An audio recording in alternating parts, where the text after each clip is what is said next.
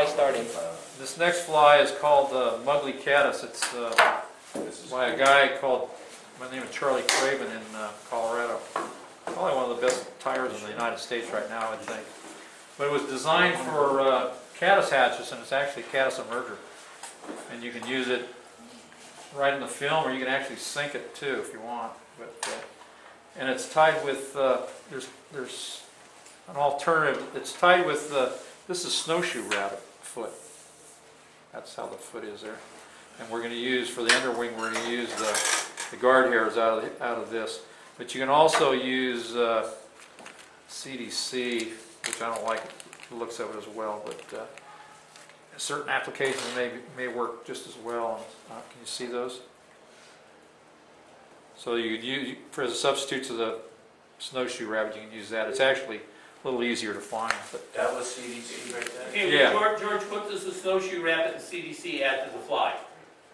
I like the bugginess of the snowshoe rabbit, and it actually floats really well. Right? Yeah, very buoyant, but it's very translucent and it's real buggy. I really think the CDC would work better if you're going to use it as a sunken fly, because you know how the CDC traps all those little bubbles. Right. So I think that would be a better application for it. But for on top, I kind of like the snowshoe rabbit the best. Snowshoe. This is actually pretty easy. It looks a little harder than it is. So I'm going to start out. This is a Tiemco 100 or Mustad, would have been a 948-40. It's just a standard dry fly hook. And I'm going to start at about quarter back from the eye. And I'm going to get up here about halfway. And the dubbing we're going to use, and it doesn't have to be this, but this is actually the best stuff for this. It's called Dave Whitlock SLF, and if you can see how shiny it is and sparkly, and it's a blend of probably rabbit, but it's got a bunch of synthetics in it too. But it's all different lengths, and if you look at the flies that passed around, it's all straggly out, and that's what you're looking for in an emerger. You want something that looks kind of gnarled up. It's almost like a cripple. And for those of you guys who have a problem making your flies look good, this is the perfect fly, because you want it as scraggly as you can get it, and the worse it gets, probably the better it fishes. So, yeah. So on this fly, typically most flies, my body would taper smaller at the back and get bigger to the front. But this can be just the opposite. It's going to be fatter in the back and taper down to the head, because caddis are typically a little bulkier in the back. But once you rag this thing out, you can't tell anyway. But so I'm just going to take my dubbing and get it started here. When I dub, I usually like to pinch it on and get it started on my thread. And I don't like to use wax, because with wax I can't slide my dubbing like that. You use wax thread, once you stick your dubbing, that's it, you're not moving it again. So I like to slide it up, and I'll make about 1 or 2 wraps, and I've got it locked. And I'll take it and I'll start working it from the very back. If I work it from the front, all I do is work the front. If I work from the back, I work the entire dubbing, and as I'm twisting it, I'm actually pulling it to me a little bit until I get it to the tightness that I want. Now this dubbing, I don't want a real tight dubbing like this, because I want to be able to take it and rag it out, so it won't rag out very well that way. So I'm going to make this fairly loose. And what I normally do is hold on to the end of the dubbing when I wrap it, because if I don't, it's just going to get fatter and fatter. So when I get it to the point where as tight as I want, then I'm going to hold it right here, and it's going to stay like that.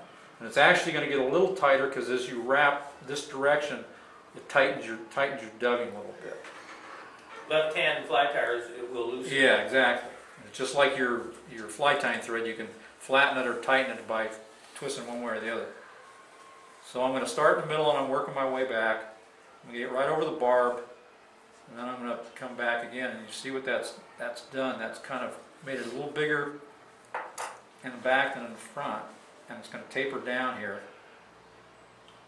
So it's fairly small right there. Can you see that? See that? Did it show up? Shows up pretty good. Okay. Okay. Now, my tool of choice here is the popsicle stick with Velcro on it, right? one of the best dubbing tools you can use. And I'm going to take this thing and I'm just going to shred it basically.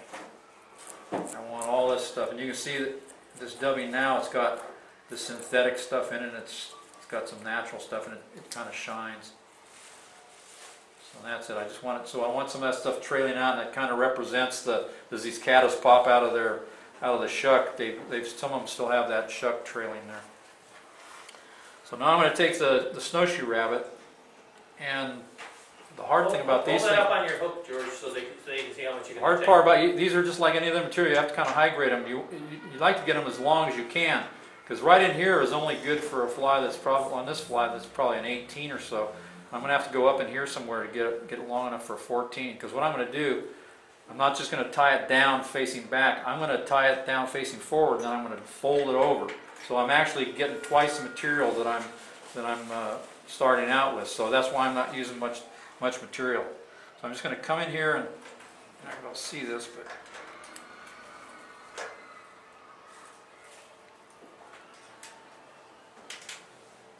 now that's my hair. What I'm basically looking for is this part up in here. And what I'm going to do, I'm going to comb out all the underfur over in here. So that's kind of what I'm left with, is the butts and these tips here. I could have used a little bit more, but What size stuff are you going? this is a 14, but you can tie them from 12s to 20s, you know. Back on his little board, he's got, what, he got 4 sizes on there, George? Yeah, 4. Yeah, Like 20 is maybe. the smallest. Yeah, right. 20 is the You can smallest. tie the 20s. Actually, the 22 would probably be deadly on Hot Creek when you got good caddis emerging. So anyway, so I'm going to kind of look at this stuff, and I want this stuff from the tip here to the barb. And that's where I'm going to tie it down, right there. I'm just going to take 2 good wraps, and I'm just going to pull this all back over. And I want it all on top. Normally I wouldn't let it go once I do that. And I'm going to take 2 or 3 more wraps there. See, I've doubled the volume of my wing right there. I kind of want to get it spread around. And like I say, you don't want it neat. And then I'm going to come ahead here, go right to the eye, and then I'm going to come back a ways. At this point, I like to get some cement in here, because this stuff is pretty slippery. I'm going to glue it down. Now the overwing is deer hair, or you can use elk, actually, either one. What I'm looking for is fine textured deer hair. I don't know if you can see the tips on this stuff, but got pretty short black tips on it. Because if you use something that's got real long tips, when you tie in a small fly, then you can't see the wing. It's all black tips. So, and then here again, this is going to be pretty sparse. I'm not going to use too much hair. It's about all the hair I want out of that, and I'm going to clean the underfur out of it.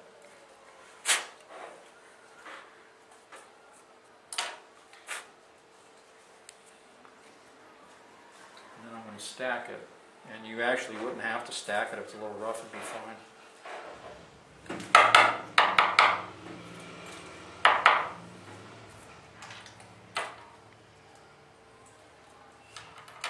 going to cut the butts a little bit. And what I want this wing to be about the same length as the snowshoe rabbit, or right about to the end of the bend of the hook.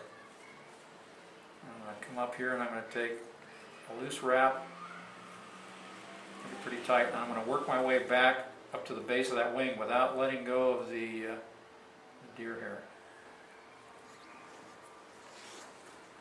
And I want to get rid of all this stuff.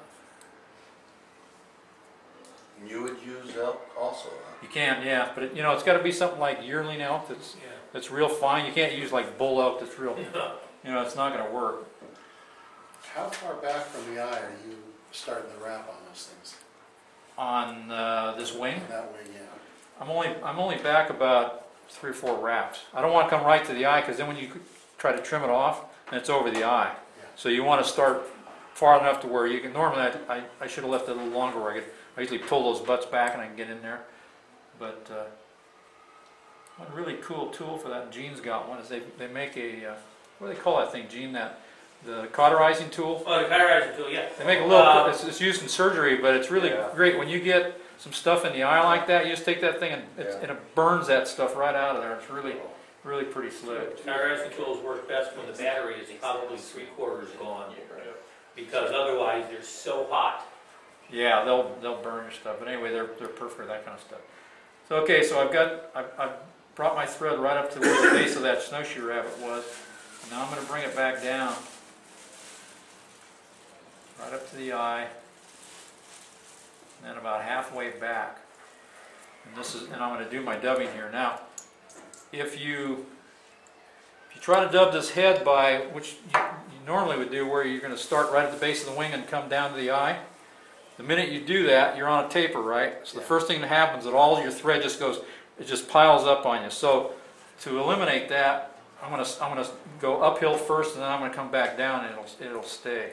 It's a little too bright, but And the other thing you want to do, this is probably a good angle here, that you really want to get this hair so it's kind of flared out. You don't want your hair stacked right on top. You want to spread that thing out. When that fish see that thing, they see a big fuzzy silhouette there, and those things are really, looks like they're really moving, and you got a lot of air up through there. Okay, so now I'm gonna dub this, and I'm not sure, I may have a little too much or not enough, but I'm going to basically do the same thing. I'm not gonna make a real tight dubbing. I'm just gonna get it started. Neat trick. I want this fairly loose. is that the same dubbing? Yeah, but you know what you could do? You could do a green bodied one, like I've got a green and brown, but you usually want a brown head on these. And caddis are a little darker at the front usually than they are in the body. And actually, one of the most prevalent caddis, the hydropsyche, you actually have a tan body. It's more of a darker head. A real dark brown head. Yeah, and that's probably there's probably more of those than any other caddis species around.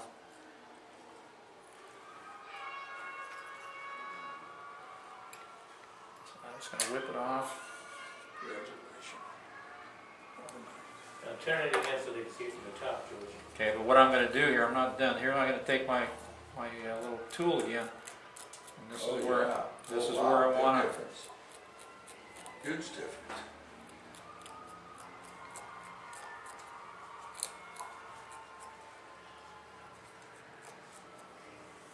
There you go. See it? Yeah. So it's just a big, rough, ugly-looking bug, but those things really work for emergers. A lot of people try to fish elk hair caddis and stuff during caddis hatches. Those fish aren't taking them on top normally. They're taking them just below the film, or right in the film normally. And actually, this would work for an egg-laying caddis too, because caddis, a lot of times, some species actually dive into the water and swim down and lay their eggs underwater. So with that CDC wing, that'd be ideal. You put a little split shot, throw that thing down there, and just jig it down, and those fish will take it like that too. So, all right.